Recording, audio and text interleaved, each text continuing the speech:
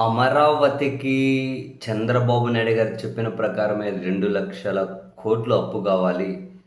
చంద్రబాబు గారు ఇంతకుముందు అనేది 2-4,00,000,00,000 మౌలిక వసతుల కోసం కావాలి అని స్వయాన తానే అన్నారు. సో, ఆయన చెప్తున్న దాని ప్రకారం మినిమమ్ 2,00,000,00,000 కావాలి. అంత డబ్బు కేవలం మౌలిక వసతుల కోసమే అమరావతిలో పెట్టే పరిస్థితి. అది ఎంతవరకు సక్సెస్ అవుతది అన్నది ప్రశ్నార్థకం. అందులో 10% ఖర్చు పెడితే ఇప్పటికిప్పుడు రెడీమేడ్ రాజధాని మావిగన్ రూపంలో రెడీ అవుతది. కాబట్టి ప్లాన్ బిని పరిశీలించండి అని జగన్మోహన్ రెడ్డి గారు తెర మీదకు తెచ్చిన తర్వాత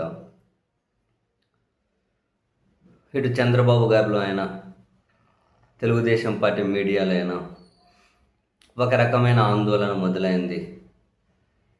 సో, ప్రజల్లో ఈ ఆందోళన తొలగించాలి అని చెప్పి చంద్రబాబు నాయుడు గారు అమరావతి అనేది సెల్ఫ్ ఫైనాన్స్ ప్రాజెక్టు.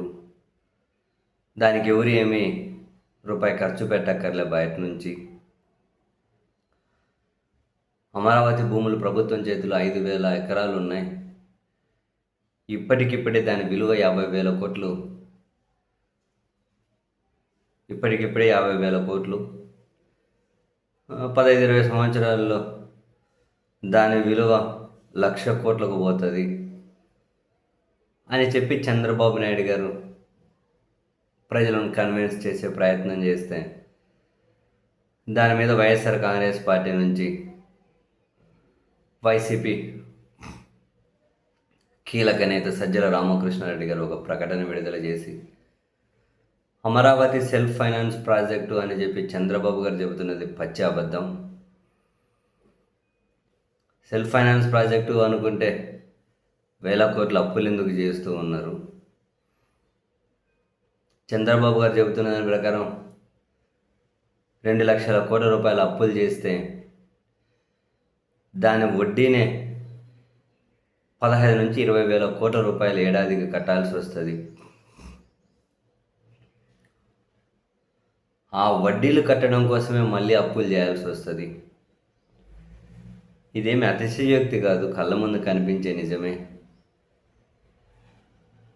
చంద్రబాబు గారు చెప్పిన దాని ప్రకారం అది ఎకరా 20 కోట్లకు చేరాలి అంటే 20 ఏళ్ళు పట్టేటట్లయితే ఆ 20 ఏళ్ళలో అమరావతి పేరు మీద చేసిన అప్పులే 2-3 లక్షల కోట్ల రూపాయలు కట్టాలి.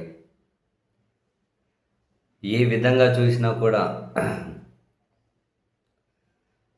ఇది రాష్ట్రానికి చాలా భారం. ఆయన ఇప్పటికిప్పుడు 5,000 ఎకరాల ల్యాండ్ 50,000 కోట్లు అని చంద్రబాబు గారు చెప్పేది శుద్ధ అబద్ధం. చంద్రబాబు ఇల్లు కట్టుకునే ప్లేస్ ఏదైతే ఉందో చాలా కీలకమైన ప్లేసు. అక్కడే ఎకరం 3 కోట్ల రూపాయల చొప్పున చంద్రబాబు గారు ఇప్పుడు మార్కెట్ వాల్యూ, రిజిస్ట్రేషన్ వాల్యూ ప్రకారం 2.9 కోట్లు కూడా లేదు.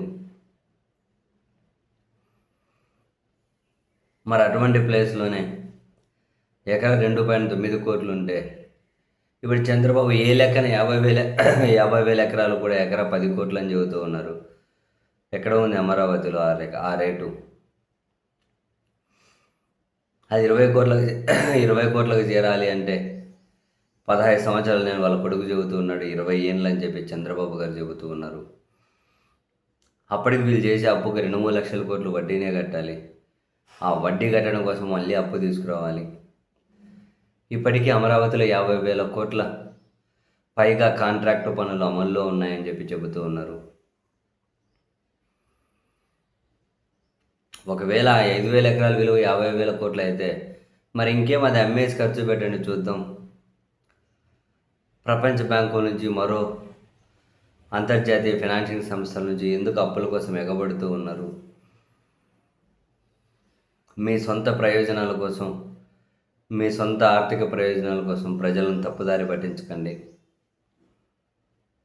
అని చెప్పి ఏకంగా వైఎస్ఆర్ కాంగ్రెస్ పార్టీ ఒక చంద్రబాబు గారి వ్యాఖ్యల కౌంటర్గా ఒక నోటే రిలీజ్ చేశారు. వెరసి మొత్తం మీద